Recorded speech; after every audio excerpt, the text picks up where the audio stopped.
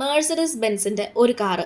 ആ കാർ ഇല്ലായിരുന്നെങ്കിൽ ഇന്ന് നമ്മൾ കാണുന്ന ലക്ഷറി ബ്രാൻഡായ മേഴ്സിഡസ് ബെൻസ് എന്ന കമ്പനി പോലും ഉണ്ടാവില്ലായിരുന്നു. രണ്ടാം ലോക മഹായുദ്ധത്തിന് ശേഷം ജർമ്മനിയും അതിനൊപ്പം തന്നെ മേഴ്സിഡസ് ബെൻസ് എന്ന കാർ കമ്പനിയും ഒക്കെ വളരെ വലിയ നഷ്ടം നേരിട്ടിരുന്നു. കമ്പനി തകർച്ചക മുന്നിലായിരുന്നു ഉണ്ടായിരുന്നത്.